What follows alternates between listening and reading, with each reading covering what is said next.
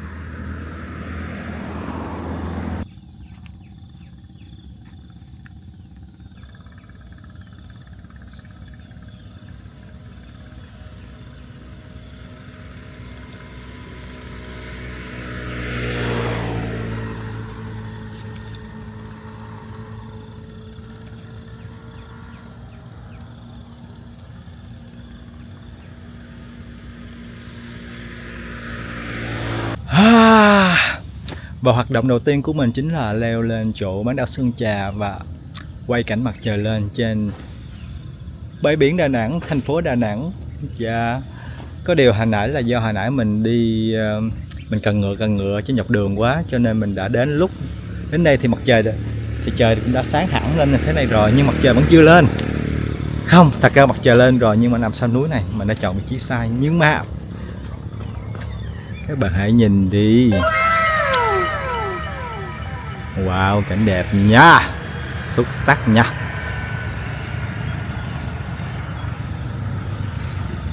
Còn gì tuyệt vời hơn khi mình bắt đầu vào một ngày mới, một khung cảnh mát mắt như thế này, đúng không nha? Nếu các bạn có thể đến Đà Nẵng vào mùa hè này thì hãy tận hưởng những khung cảnh như thế này nhé. Yeah.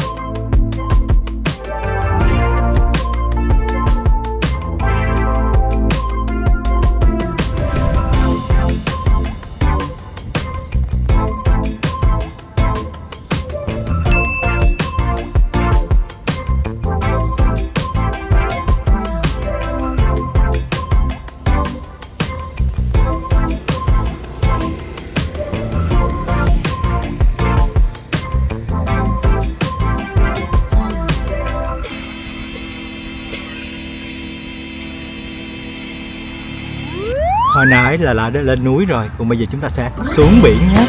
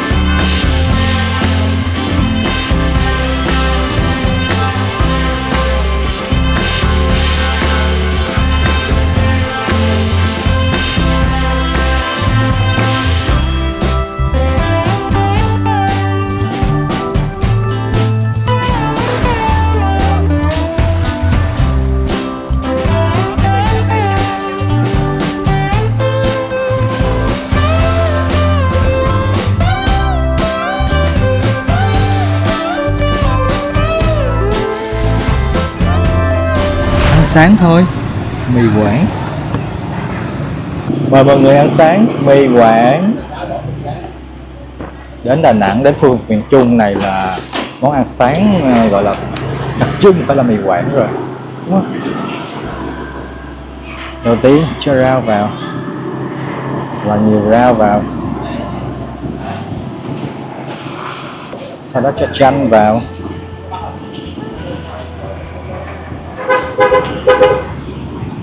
Một chút sa tế cho cay cay nhé.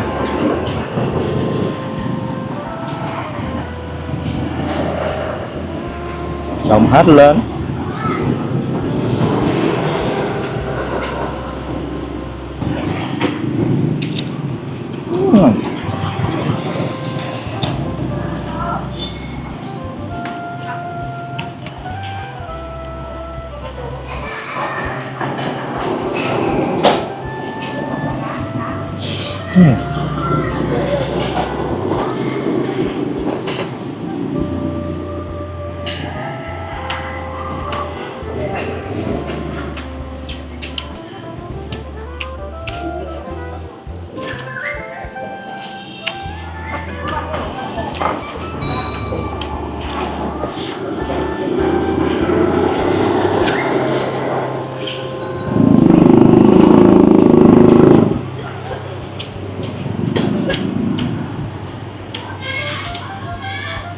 Lượn lờ sáng giờ lên bán đảo ra mà xuống biển thì là đã đến đói rồi.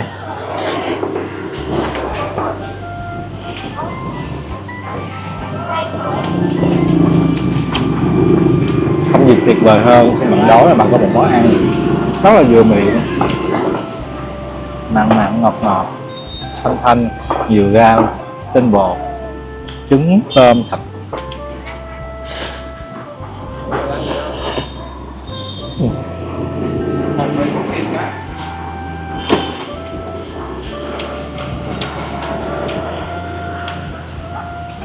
Gà mềm.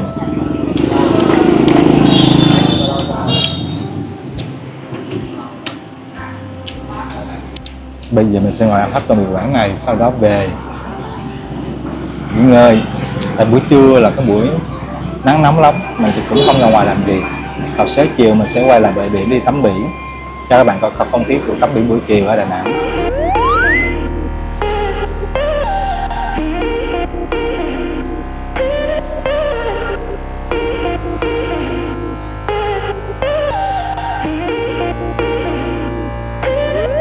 Chào mọi người nhé. Hiện tại Đà Nẵng đang có một cái lễ hội là lễ hội làm bánh nhân gian. Thì hôm nay mình sẽ ghé chỗ này để mua một ít bánh để ra bãi biển, vừa ăn bánh vừa ngắm biển nha. Ở đây thì mình đang thấy một cái sạp bán bánh xèo miền Tây với mọi người, nhưng mà hiện tại đang trong quá trình chuẩn bị một bánh xèo. Ở đây có một dàn bánh bò, bánh da lợn, kiểu bánh miền Tây á. Ở đây có một số loại bánh khác.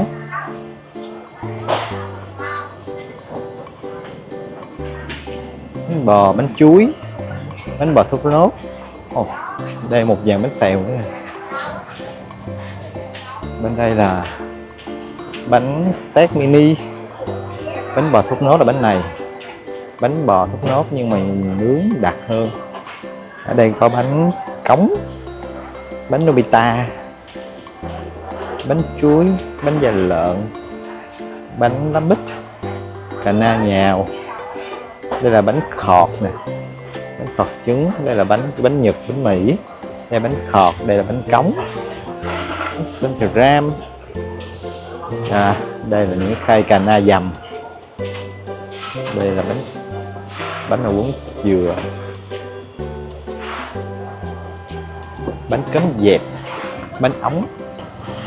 Đây là nước sốt lốt.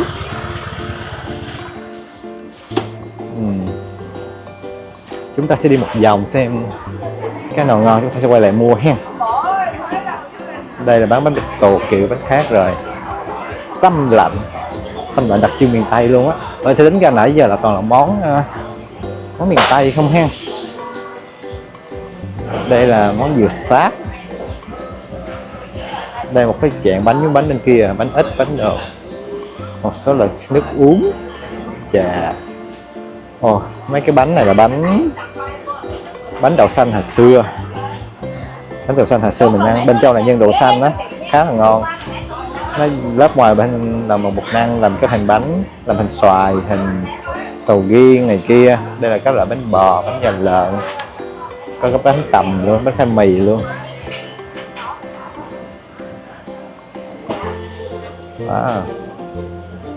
Đa số là bánh miền Tây, các loại bánh khá giống nhau nhỉ. Đây có một dàn sushi. Đây có là các bánh bò, bánh đậu xanh, có chả cá ngâm nữa. Nãy giờ mọi người đi ra mọi người thấy toàn là bánh miền Tây không ha? Vì mấy bánh miền Trung này kia thì nằm đâu ta?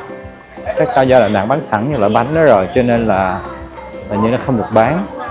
Mình sẽ ghé mua cà na dầm. Món cà na dầm là món mình thích. Này bán sao vậy?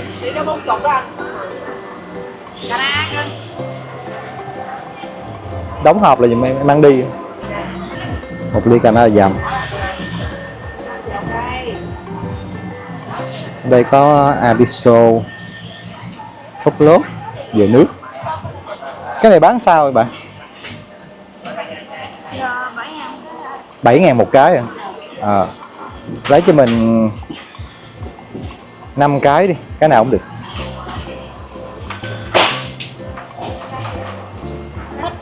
Còn bánh này bán sao? Là 1/30 nha. Dạ lấy một phần bỏ chung với cái kia luôn.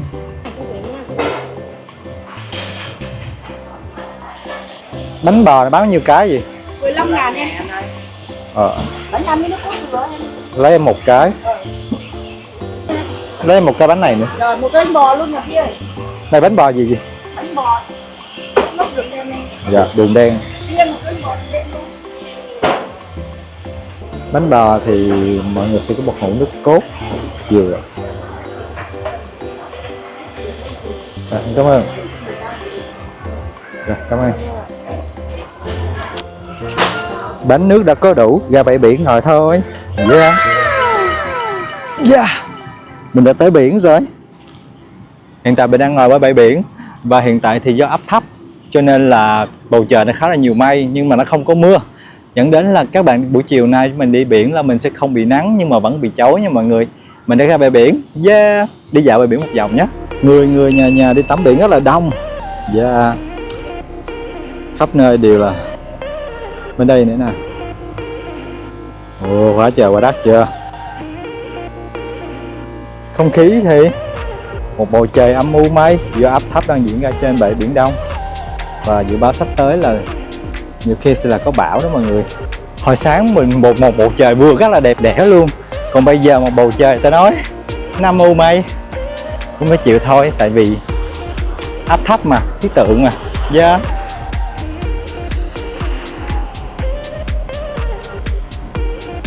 Quay hơi chóng mặt quá. Mục đích mình ra ngoài biển để làm gì? Thì không phải ra ngoài đây tắm biển, mà là ra đây ăn bánh, cùng ăn với mình nha.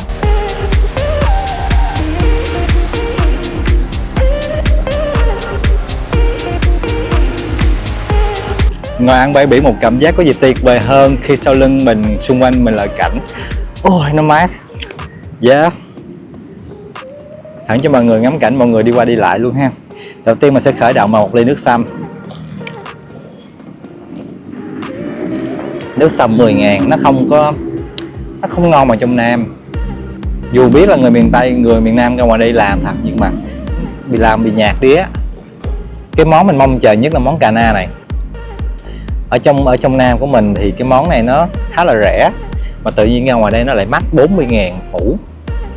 Trái cà na là mấy cái trái sống ở ven sông á, sau đây được mọi người hái lên, sau đó mọi người làm rất là nhiều món, kiểu như món ăn vặt á.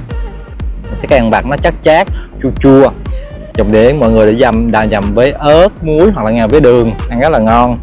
Mà trong chợ bán rẻ lắm, tại cây ven sông mà, đâu phải ai trồng đâu, cho nên là nó rẻ lắm. Nhưng mà trong mọi người vác từ trong nó ra các kiểu rồi nấu nướng sơ chế thì mình nghĩ là 40.000 ok. Thì coi như là các kiểu công sức các kiểu đi, nhưng để xem có thật sự ngon không nhé. Xem trái cà na, đây là một trái cà na họ đã đập dập nó ra rồi, nguyên dạng thì nó như là hành thôi á, nhưng mà đã đập dập bằng ớt với muối ớt. Thử nhé.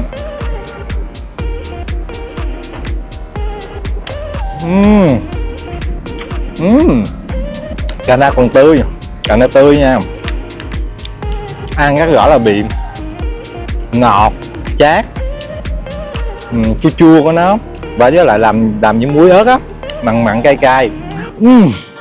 40.000 xứng đáng nha. Mà mọi người, một điều còn điều gì bằng kêu một nơi đắt xa cái nơi mình thường sinh sống mà là ăn được cái món hương vị mình thích.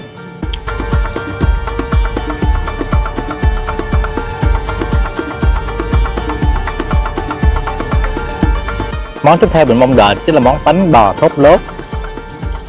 Bánh bò thốt nốt á, nhưng mà ở ngoài đây nó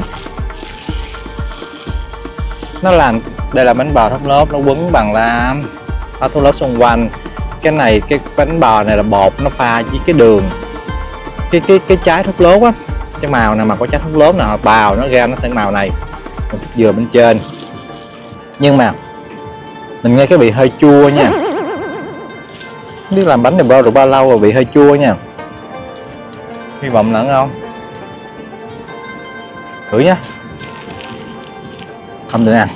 Oh no. Oh no. Nó có bị chua nhẹ rồi, hay là lâu quá mình không ăn, mình không nhớ được cái vị, nhưng mà nó làm gì có bị chua vậy. Tốt nhất không ăn, mình không muốn ôm nhà vệ sinh đâu.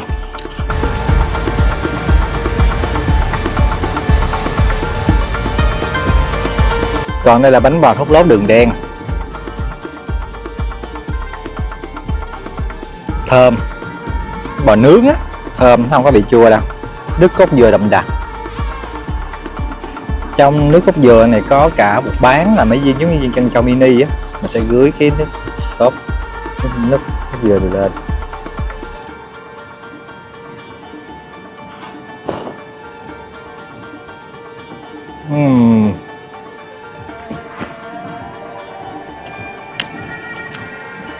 So với cái bánh bò kia thì bánh bò này ngon, thơm đường, thơm thốt nốt, nốt cốt dừa nó béo, nó thơm, nó ngậy.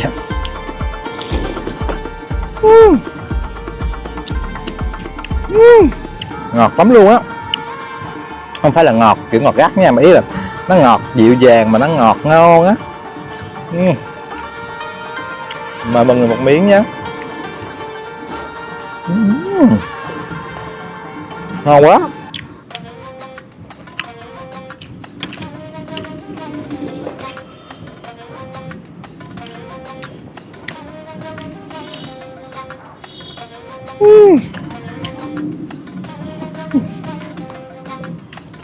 Hương vị miền Tây của tôi.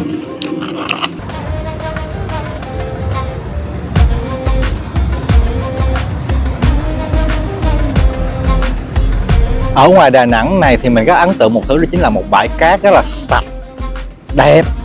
Mọi người có thể thấy một bãi cát dài rất là sạch và đẹp. Ở đây á thì được một cái là họ sẽ khoanh dùng một bãi tắm, kiểu như là một khu tắm sẽ có giăng dây xung quanh thật rộng để cho mọi người có người cứu hộ đứng sẵn luôn mọi người. Còn những khu như sau lưng mình nè, không có ai tắm hết, tại vì người ta không cho tắm ở khu này. Người ta tạo từng khu để người ta dễ quản lý á, cái tắm tràn lan không ai quản lý được, dẫn đến là mình sẽ có một vài chỗ mình có thể gọi là đứng để chụp ảnh chiêu chiêu. Mọi người muốn chụp ảnh cô đơn một mình ở đây cũng được nhé. Bánh đậu xanh và bánh khoai mì, bánh tằm khoai mì. Đầu tiên mình sẽ cho các bạn biết tại sao mình gọi nó là bánh đậu xanh. Các bạn thấy nên hình thường một cái trái đúng không, nhưng mà bên trong nó mình sẽ xé nó ra nha. Bạn thấy cái đây không, nhân đậu xanh, bánh dành cho con nít á.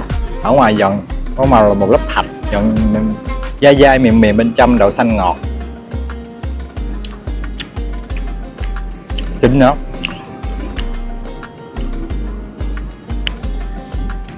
Dai dai ở ngoài, bên trong một lớp bọt đậu xanh mịn, là mịn và ngọt. Ngon á.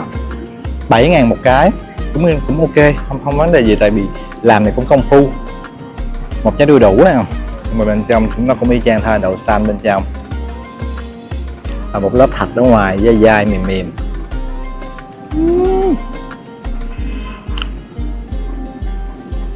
Cảnh báo mọi người biết mấy món này rất là ngọt.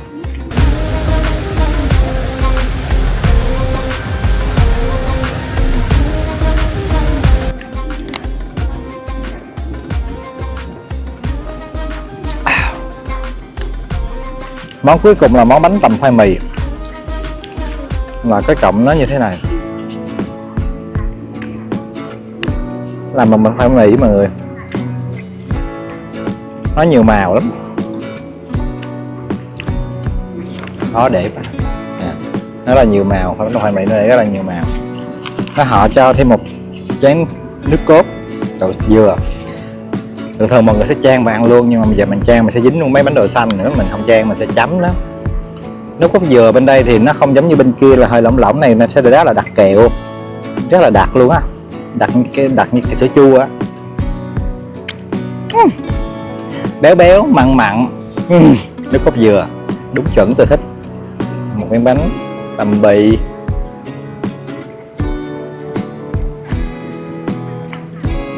bánh khoai mì dẻo, thơm, ngọt nhẹ, một lớp dừa bào xung quanh, chấm với nước cốt dừa đậm đặc. Trời ơi, mặn mặn béo, một sự kết hợp tuyệt con vời. Đây cho mọi người xem nha.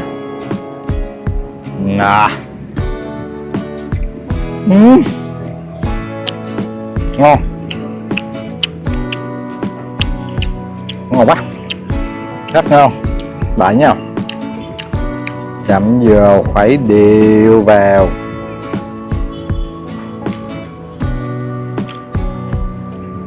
Ngon, sao mà ngon quá vậy nè.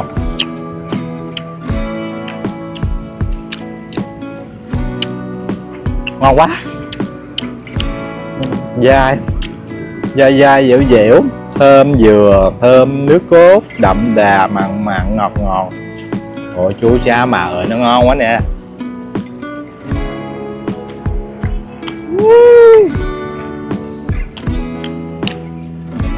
Ngon quá.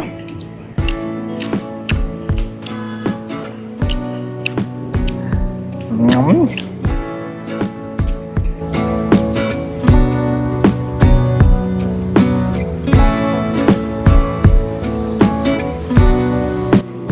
Rồi bây giờ mình sẽ ngồi để ăn hết cái đống bánh này, và sau đó mình sẽ đi về nhà nghỉ ngơi, và tối nay sẽ xem chương trình yêu thích của mình là Em Xinh Say Hi. Đáng lẽ tối nay mình sẽ tính đi cầu Rồng, coi phun lửa phun nước, nhưng mình nghĩ lại rồi, Mình thì có rất nhiều video về cái việc mà phun lửa phun nước này. Các bạn có thể check lại những video của mình, hoặc là mình sẽ gợi ý ở trên đây, hoặc là trên sau khi kết thúc clip này. Dạ, thì một ngày cuối tuần không có chuyện gì làm, chiêu chiêu đi vòng vòng Đà Nẵng. Dạ. Của mình đã diễn ra như thế này, hy vọng là mọi người sẽ có gọi gì, một chút gợi ý nào đó khi mà mọi người không biết làm gì khi đến Đà Nẵng. Dạ, một sự chiêu chiêu nhẹ nhàng, không cần cầu kỳ làm gì cả. Yeah.